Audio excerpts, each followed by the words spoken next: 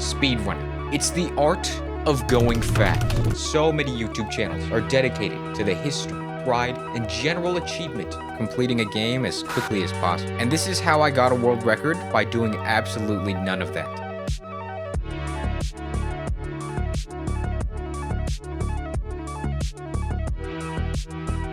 Alright, what you just saw there was my 3rd place victory of a little game called Blob Wall. Oh, what's Blob Wall, you ask? Why, it's the most technically sound game of 2017, with critics like Kotaku rating it as one of the games of all time. It's basically that one show, Hole in the Wall, except you're a pile of goop and sludge. As soon as you match the pattern in the wall just comes flying at you, and it gives you a little point. There's no crazy tech, there's no crazy time skips, there's not even a main menu. It's only blob and wall. Now on speedrun.com, there are 3 main categories to choose from: fastest loss, fastest to 50, and fastest to 100. We're gonna focus on the fastest loss category for right now, as it takes the least amount of brain cells to run. Hey, and back in 2018, let's just say a little someone got a 3rd place in this category. It was me. I got 3rd place in this category. My time back then was a 13:36, a far cry from the world record of 5 seconds, but I was satisfied enough to never run this game again. Until today. Running this game is pretty simple. Timing starts at the first frame of respawn and ends when the little text pops up saying you died. The only difficult part about this game is the RNG of the walls. The game seems to only have 6 to 7 set patterns, with the easiest ones being the single squares on the left or right side of the wall. Those are the patterns we need to get. To make it easier on myself, all I need to do is keep pressing respawn and moving right as fast as possible. Wait a second, Speedy Gonzalez. I thought this was the fastest loss. It is the fastest loss. Remember when I said there was no crazy tech? I lied. Ladies and gentlemen, welcome to Blorskip. Okay, it's not actually called Blorskip. I just made it up to sound cool. Essentially, we're completing the level, and then right before the wall passes our little blob guy, we press left on the keyboard, speeding up what would be a 15-second wait time down to 5 whole seconds. The only problem is that reacting to RNG is kind of hard. Any hesitation will cause us to lose the record. And I mean, we're talking milliseconds of time saves here. We literally have no room for error. There's just none. To help me out a little bit, I decided to mess around with the settings to see if it helps speed up or slow down the gameplay, but it really doesn't. If anything, it just makes it harder to see the wall that's coming up. But after a few hours, no, minutes of attempts, on February 15th, 2023, I did this.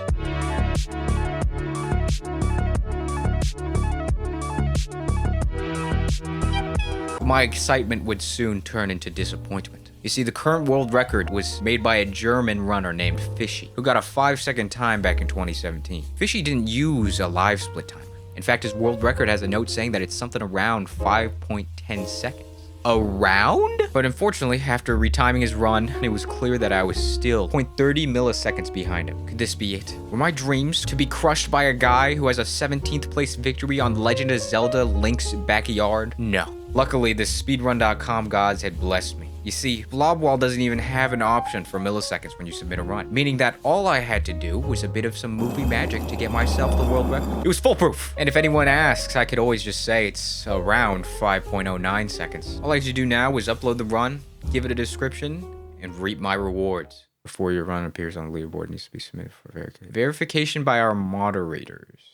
I mean, that shouldn't be a problem, right? I mean, I'm sure the lone moderator, Ben Samuel, will get to this run whenever he can. I mean, let me just check if he's still alive. He hasn't been online for 4 years. It looks like he's still active on YouTube. Maybe I can leave a comment for him there.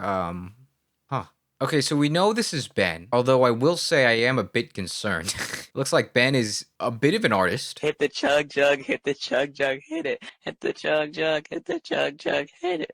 Hit the chug jug, hit the chug jug, hit it. Hit the chug jug, hit the chug jug, hit it. Alright, so Ben isn't really active anymore, meaning my runs will never be submitted, meaning my chances of getting a world record are most likely gone forever. Well, there is one other option. It requires doing something I thought I'd never have to do. And that's to apply to become a moderator and approve of the run myself. And after giving a very compelling 2-sentence argument, I sent out my moderation request and waited for speedrun.com to get back to me. In approximately 1 to 4 weeks, okay. I'm AI with the braids.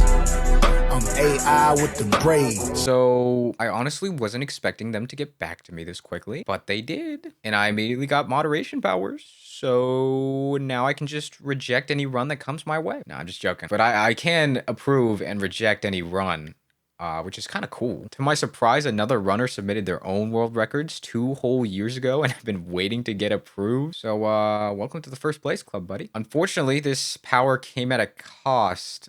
Ben, the creator of the infamous Hit the Chug Jug music video, got kicked from the mod team. It wasn't even me who did that, by the way. I promise you, if I could give his mod status back, I would in a heartbeat. I guess my 2 whole sentences really wooed the speedrun.com staff over because Ben is he's just gone. But with all that out of the way, I could finally relax knowing I'm a real speedrunner, and my speedrun.com page never looked more professional. Thanks for watching.